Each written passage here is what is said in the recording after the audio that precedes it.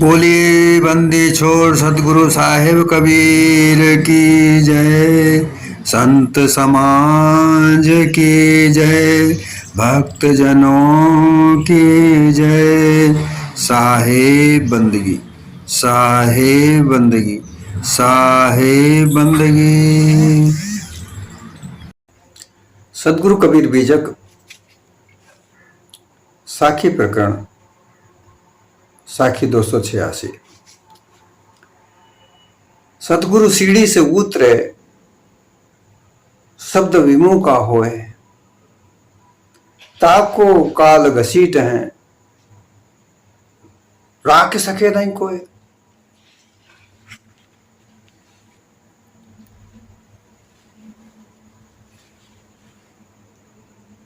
सदगुरु जीव को मुक्त पद देने वाले होते हैं।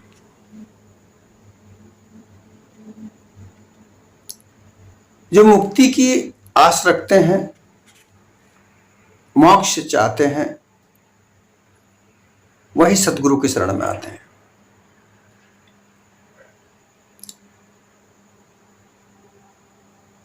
केवल नाम मात्र के लिए गुरु करने वाले लोग, लोभी लालची लोग,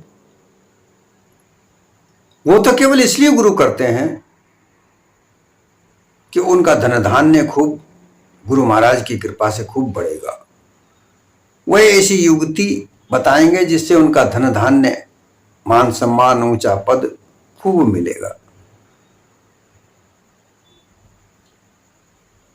ऐसे अनेकों अनेक हैं। सतगुरु पद निर्णायक पद, पारक रूप, चेतन निज पद,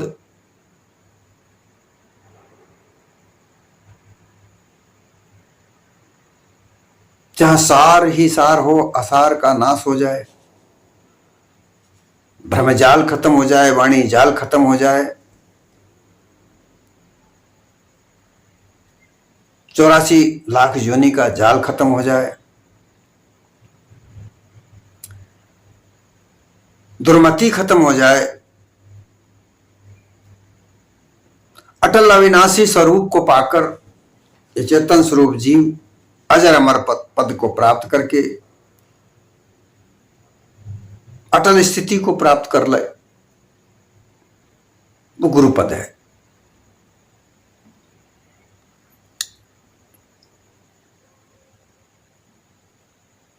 यहां कहा है कि गुरु सीढ़ी से उतरे। सीढ़ी ऊपर चढ़ने के लिए बनाई जाती है, नीचे भी उतरा जाता है उससे।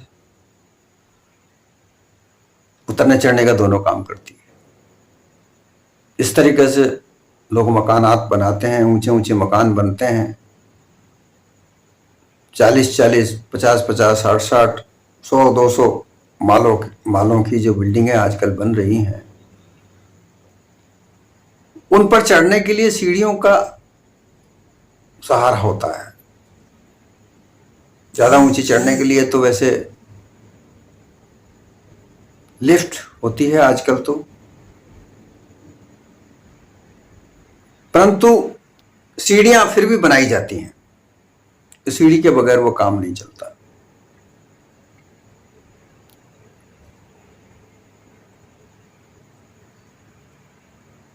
सीढ़ियां उतरने का भी कार्य करती हैं और चढ़ने का भी कार्य करती हैं।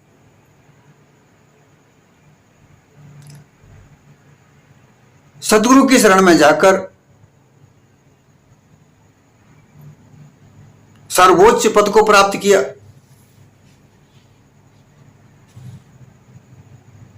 उस पद में स्थित हुए। सदगुरु की सीढ़ी उनका पारक बोध का अनुभव है।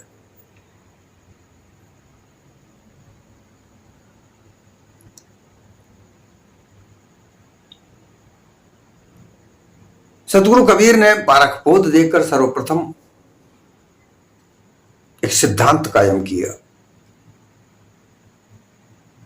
वही पारक बोध, वह सीढ़ी है जो केवल चढ़ने का कार्य करती है।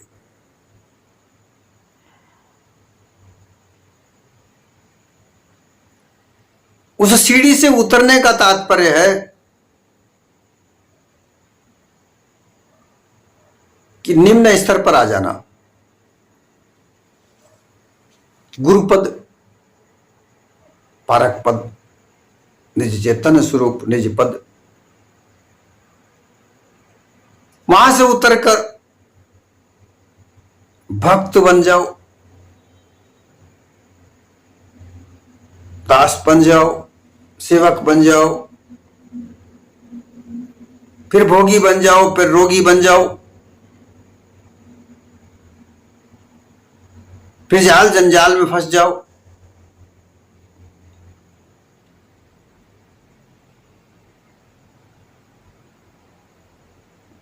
सीढ़ी से उतरने का यह तात्पर्य है कि गुरु की जो सीढ़ी है, अर्थात गुरु की जो भक्ति है,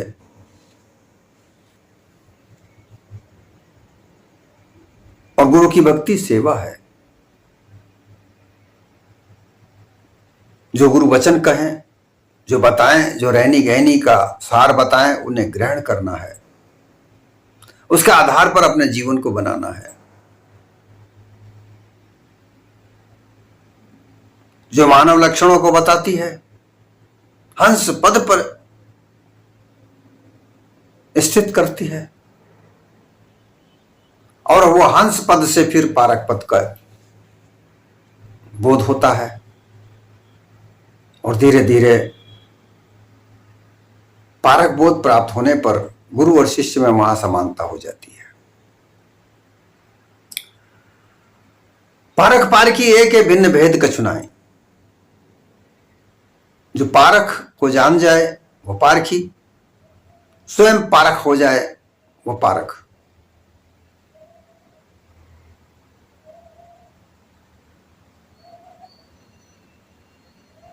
तो यहां वो सीढ़ी सतगुरु भक्ति की जो सीढ़ी है, उस सीढ़ी से गुरु की सेवा करते हुए, उनके वचनों को सुनते हुए, उनकी सत्संग में लगे हुए अपने निज पद को प्राप्त करें। और सभी करते हैं। सदगुरु कबीर के बाद जितने भी महापुरुष पारक पद को प्राप्त हुए, जिनको आज हम मानते हैं, उनकी साख को मानते हैं,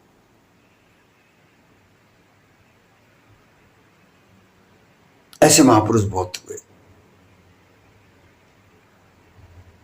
परंतु बहुत से उस सीढ़ी से नीचे उतर गए। जो नीचे उतरे,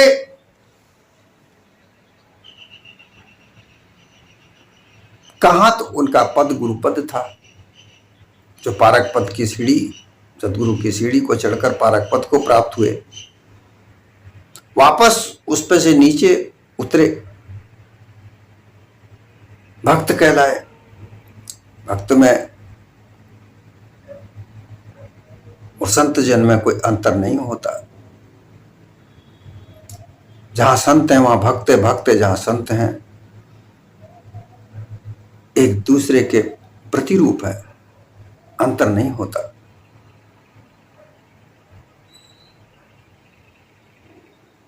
भेद कुछ नहीं है।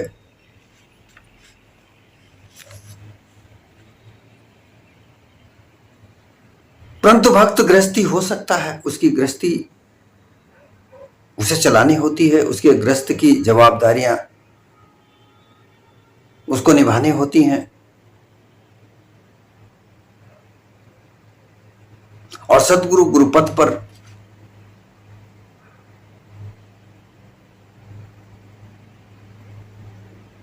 कोई गृहस्थ का जीवन, उसका आधार, उसकी जवाबदारियां, उसका बंधन नहीं होता। ये एक प्रारूप स्वरूप है, वरना तो भक्त और संत में अंतर नहीं है।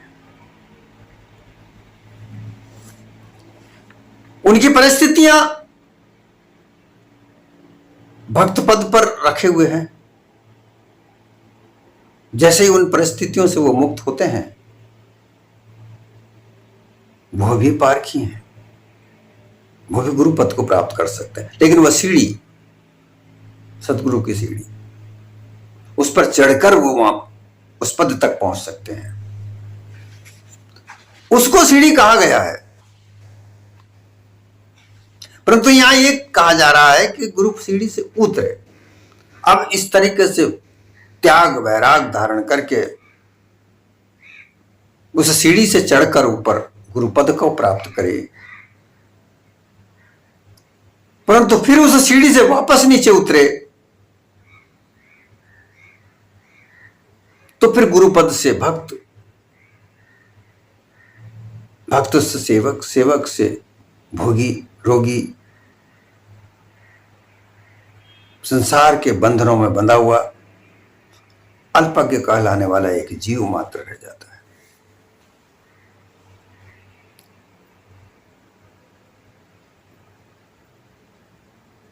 सदगुरु ने कहा कि तुम तो मुक्त हो, कब बंधे हुए? तुम तो बंधे हुए हो ही नहीं। परंतु माना तो बंध गया। मान मान बंधन में आवा, आपन बंधन आप बंधा। तुम्हारा बंधन तुम अपने आप बांधते हो। तुम्हें बांधने वाला कौन है? किसने तुम्हें बांधा?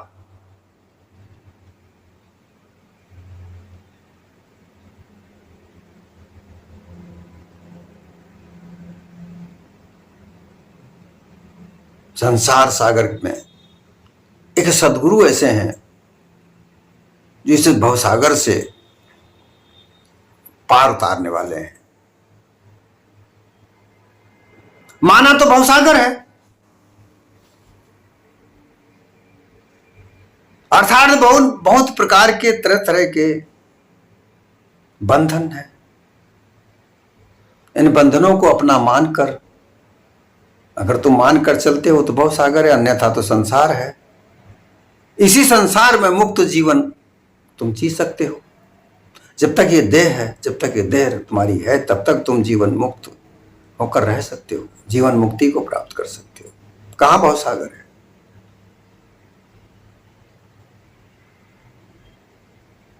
इस भवसागर से निकलकर कहां जाना है? अरे अनुमान कल्पना की बातों पर चलकर तुम सोचते हो कि इस संसार सागर से निकलकर ये देह छूटने के बाद स्वर्ग में जाएंगे, जन्नत में जाएंगे। अलग अलग धर्मों की अलग अलग मान्यताओं के आधार पर जो मान्यताएं बना रखी हैं और उनका अध्यास तुम्हारे हृदय में जमा हुआ है, तुम उसके आधार पर सोचते हो।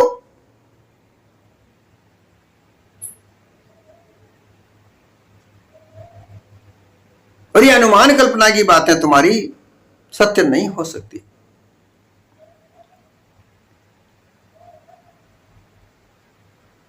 लोग तो उनका व्यापार चला रहे हैं।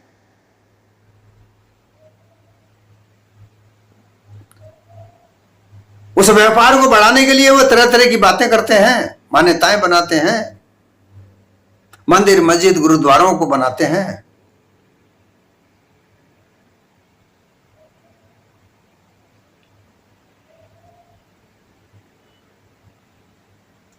ये सीढ़ी से नीचे उतरने की बात है।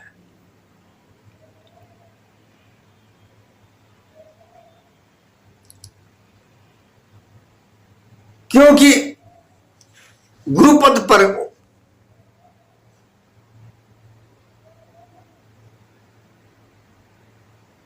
एक उपदेश होता है, एक निर्देश होता है संसार भक्तों के लिए, जो गृहस्थी में रहकर अपने गुरु भक्ति करते हैं, उनके लिए निर्देश उपदेश होता है, मार्गदर्शन होता है। वह मार्गदर्शक, उपदेशक, निर्देशक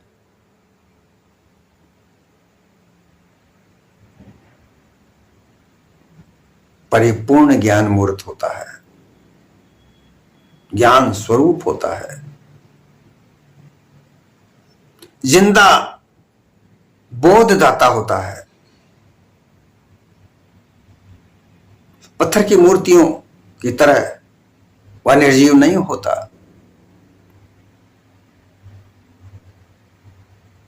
जागृत गुरु होता है, शंका समाधान करने वाला, भ्रांति मिटाने वाला, संशय को समाप्त करने वाला।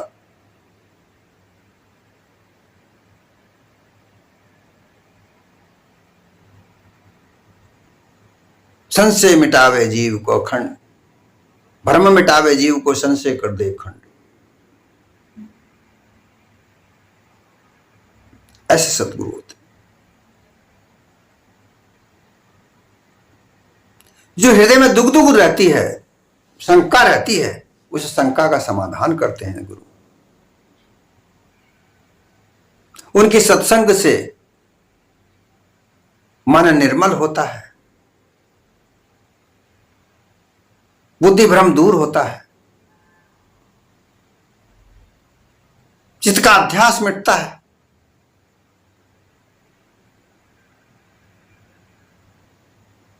निज स्वरूप की प्राप्ति होती है। यह गुरु की सीढ़ी है। ऐसे गुरु की सीढ़ी से उतरना शब्द विमुखी होता है। कौन उतरता है? जो शब्द विमुखी हो जाए। गुरुमुखी वह होता है जो सदगुरु के शब्दों को सुनता है, धारण करता है, उसके आधार पर अपना जीवन बनाता है, रहनी गहनी सारी बनाता है, वह गुरुमुखी कहलाता है। सदगुरु के शब्दों से सुनकर उन पर अटल विश्वास करता है, क्योंकि यहां सदगुरु के पास सार शब्द प्राप्त होता है। यहां काल संधि झाई के शब्दों को हृदय में से निकालकर सार शब्दों का टकसार भरा जाता है। लेकिन वो टकसार कब होगा? जब शब्द धारण किया जाएगा।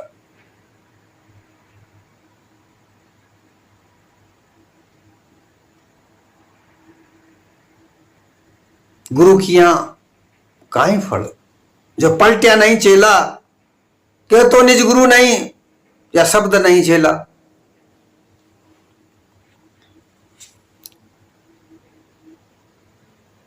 या तो निज गुरु नहीं होता, सार शब्द बताने वाले गुरु नहीं होते, और या चेले में चूक रहती है।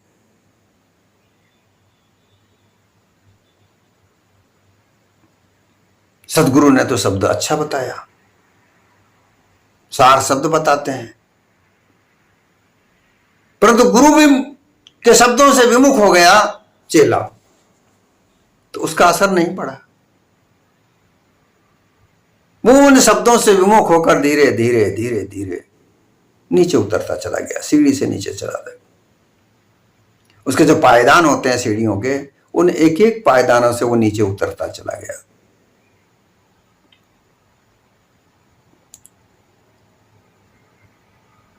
और जो शिष्य गुरु शब्दों को धारण करते हैं, वो एक एक पायदान ऊपर चढ़ते चले जाते हैं।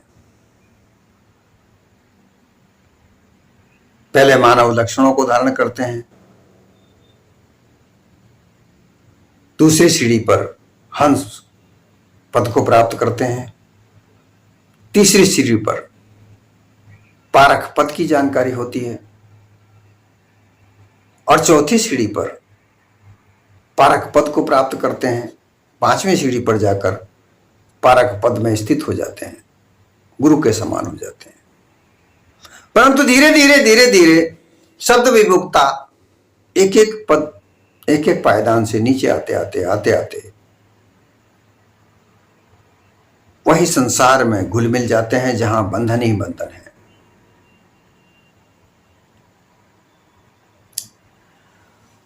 ऐसे लोगों को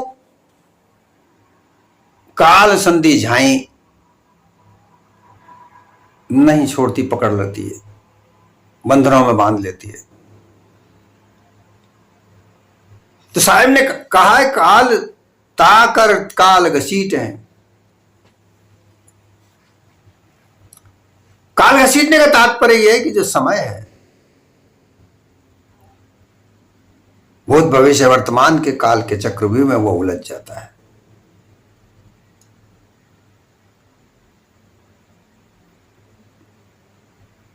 क्योंकि भूत भविष्य वर्तमान के काल में जो गुजर गई वो कहानियां सुना सुनाकर उनको उलझाया जाता है। कोई क्या कहानी सुना रहा है, कोई क्या कहानी सुना रहा है, कोई क्या गीत गा रहा है, कोई क्या गीत गा रहा है। नाच गाने हो रहे हैं, संगीत प्रेमी हो रहे हैं, वहां भावनाएं हैं, वहां लालसाएं हैं, वहां आशाएं हैं, इच्छाएं हैं। उन सब में वो बहता चला जाता है क्योंकि मन के दायरे में आ जाता है। और मन के दायरे में बड़ा समुद्र है जिनमें बहुत लहरें उठती हैं। उन लहरों में गोते खाता है।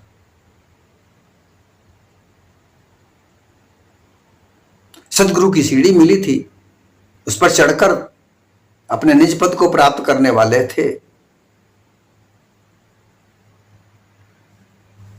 वो तुम्हारी क्षमता के आधार पर निर्भर करता है कि तुम कितनी जल्दी उस पद को प्राप्त कर सकते थे। परंतु तुम्हें तो लोभ लालच ने नहीं छोड़ा। तुमने तो उस पद को, उस सेवा को, उस भक्ति को लोभ लालच से जोड़कर रखा। तो एक दिन तो गिरना ही है।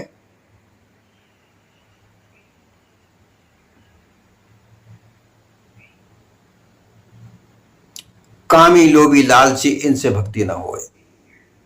भक्ति करे कोई सूरमा, लोक लाज कुल खोए। इस भक्ति रूपी सीढ़ी पर चढ़ने के लिए अपने कुल का त्याग करना होता है। जिस कुल में तुम्हारा जन्म हुआ है, जिस कुल के साथ तुम रह रहे हो, जिस कुल में तुम्हारा भाई बहन, पिता माता, बच्चे, स्त्री, ये सब हैं, उन जवाबदारियों को निभाते हुए उनका त्याग करना होता है भक्ति के मार्ग पर चलने के लिए। त्याग करने का तात्पर्य है वैराग धारण करना होता है, भक्ति करने के लक्ष्य को प्राप्त करना होता है। तुम्हारी स्त्री को त्यागने की कोई बात नहीं, परंतु वहां मोह नहीं रखना पड़ता है। तुम्हारे बाल बच्चों को कोई त्यागने की बात नहीं है, लेकिन वहां मोह की बात होती है, वहां मोह नहीं होना चाहिए। अपने जवाबदारियों को जागृत होकर, चैतन्यता से जागृत होकर उस अपने कार्य कर्तव्य को निभाते रहो, गुरु भक्ति करते रहो। लेकिन अन्य दूसरी जगहों पर गुरुआ प्रपंचियों की भक्ति में तरह तरह के लोभ प्रतिलोभ लाभ दिए जाते हैं।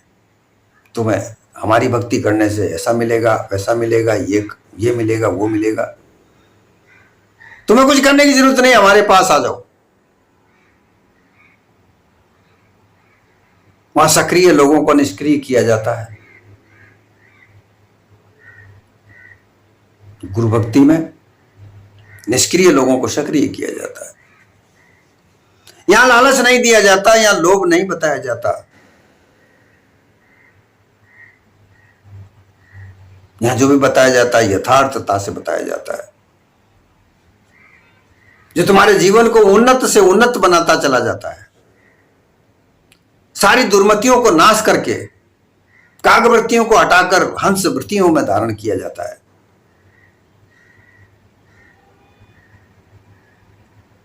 लेकिन यहां लोभ लालची नहीं होने चाहिए, लोभ लालच नहीं होते। लोभ लालच क्यों होते हैं? क्योंकि उन्हें काम हमेशा लगा रहता है।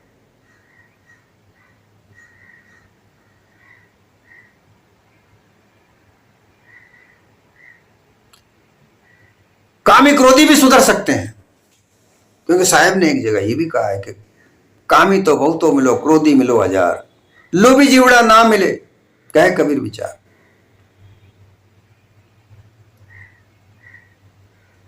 लोभी लालची कभी नहीं तैर सकता, वो कभी तर नहीं सकता, वो कभी बंधनों से मुक्त नहीं हो सकता। काम और क्रोध तो धीरे धीरे मिट जाता है। जब सार शब्दों को सुनोगे, सदगुरु की सत्संग करोगे, तो काम और क्रोध तो नष्ट हो जाता है, समाप्त हो जाता है। परंतु लोभ लालच अगर है, वो कभी नहीं मिटता। लोभी जीवड़ा ना तरे, कहे कबीर विचार। ये लोभ लालच में ही ऊंचे से ऊंचे पद पर पहुंचने के बाद लोग नीचे उतरे।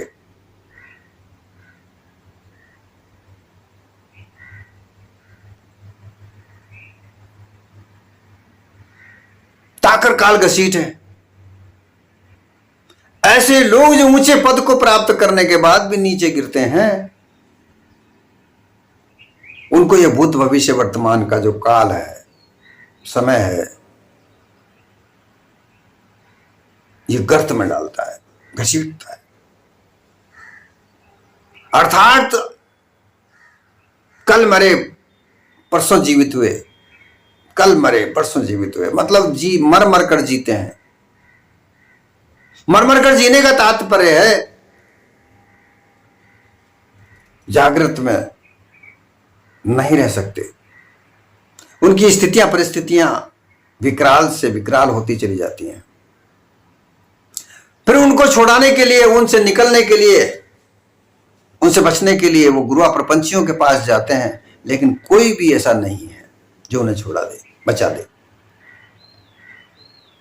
न योगी, न ब्रह्मज्ञानी, न भक्त, कोई ऐसा नहीं है जो उनको बचा दे।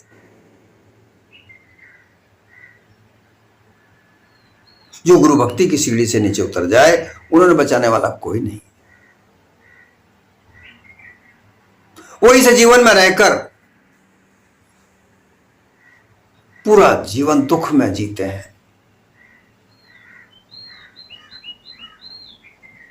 प्राप्त करना चाहते थे आनंद,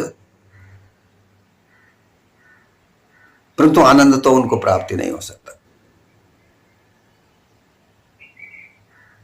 भोगों का आनंद, विषय आनंद, ब्रह्मानंद, ज्ञान आनंद, योगानंद, तरह तरह के दर्शनों का, कल्पना का आनंद, ये कभी भी मुक्त पद को नहीं प्राप्त करा सकते। इनमें तो बंधन ही बंधन पड़ा है।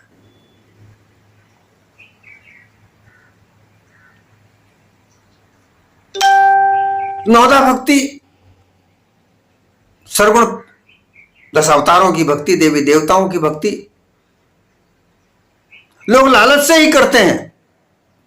खूब धन हमें प्राप्त हो, हमारा परिवार खूब बढ़े, मुझे ऊंचा से ऊंचा पद प्राप्त हो, मान सम्मान प्राप्त हो, इस आशा में वो सर्वगुण भक्ति करते हैं। प्रेमा भक्ति में किसी परमात्मा की भक्ति करके अपने आप को तन मन धन से लुटा देते हैं, कोई नहीं मिलता। अंत में बंधनों के साथ ये देह को छोड़ते हैं। कोई नहीं बचा सकता। अनुमान कल्पना का ज्ञान कभी किसी को मुक्त नहीं कर सकता। सार शब्दों का ज्ञान जीवत मुक्ति देता है। तुम्हें भरोसा मिल जाता है कि हां मैं मुक्त हूं।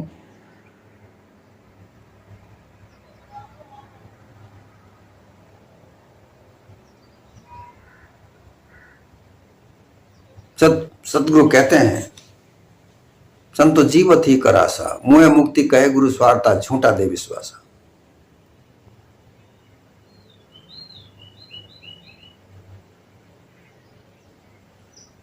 जीवत समझे जीवत बूझे, जीवत हो भ्रम नासा। कहे कबीर, मुक्त तुम हो वो जीवती धर्मदासा।